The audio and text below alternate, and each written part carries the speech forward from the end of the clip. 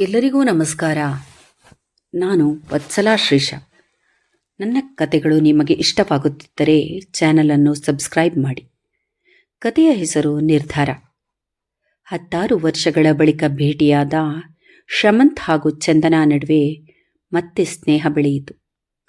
ಚಂದನಾಳನ್ನು ಭೇಟಿಯಾಗಲು ಬರುತ್ತಿದ್ದ ಶಮಂತ್ ಆಗಾಗ ತನ್ನ 2 ವರ್ಷದ ಮಗಳು ಸಾನ್ವಿಯನ್ನೂ ಜೊತೆಗೆ ಕರೆದುಕೊಂಡು ಬರುತ್ತಿದ್ದ. ಸಾನ್ವಿ ಚಂದನಾಳನ್ನು ಅತಿಯಾಗಿ ಹಚ್ಚಿಕೊಂಡಿದ್ದಳು. ಅದೊಂದು ದಿನ ಶಮಂತ್ ತಾಯಿಯೊಂದಿಗೆ ಬಂದ. ಶಮಂತ್ ತಾಯಿ ಸಾವಿತ್ರಮ್ಮನವರಿಗೆ ಚಂದನಾಳನ್ನು ಹೇಗೆ ಮಾತನಾಡಿಸುವುದೆಂದು ತಿಳಿಯದಾಯಿತು.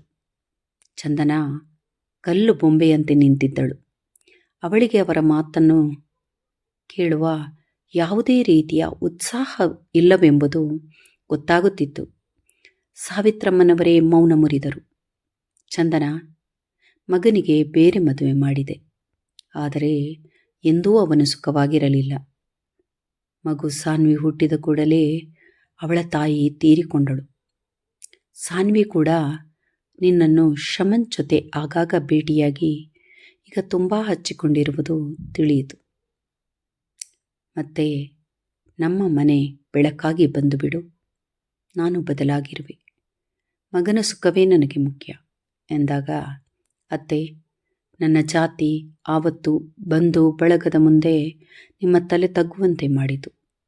ತಂದೆ ತಾಯಿ ಎಲ್ಲರನ್ನೂ ತೊರೆದು ದೇವಸ್ಥಾನದಲ್ಲಿ ನಿಮ್ಮ ಮಗನನ್ನು ಮದುವೆಯಾಗಿ ಬಂದಿದ್ದ ನನ್ನನ್ನು ನೀವು ಮನೆಗೆ ಸೇರಿಸಿಕೊಳ್ಳಲಿಲ್ಲ. ಸಾಯುವ ಬೆದರಿಕೆಯೊಡ್ಡಿ ನಮ್ಮಿಬ್ಬರನ್ನೂ ಬೇರೆ ಮಾಡಿ ಮಗನಿಗೆ ಬೇರೆ ಮದುವೆ ಮಾಡಿಸಿದಿರಿ. ಸಾನ್ವಿ ನಿಮ್ಮ ಮನೆ ಮಗಳು.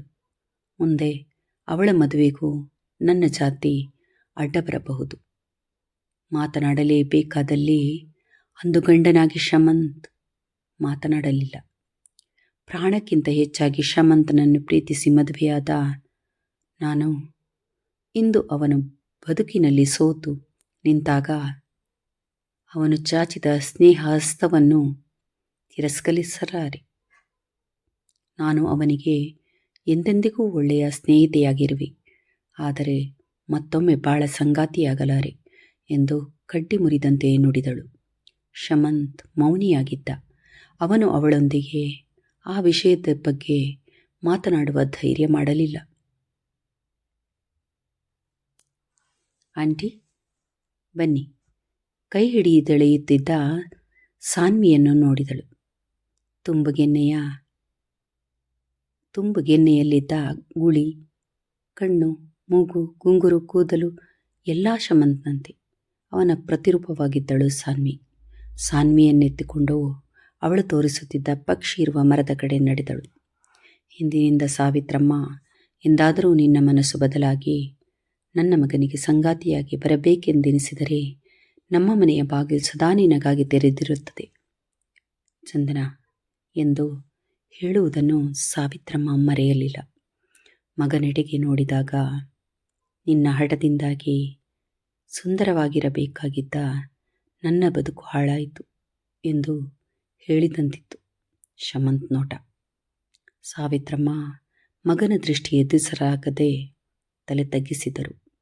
ಬದಲಾದವರ ಕಣ್ಣಿನಿಂದ ಪಶ್ಚಾತ್ತಾಪದ ಹನಿಯೊಂದು ಉದುರಿತು.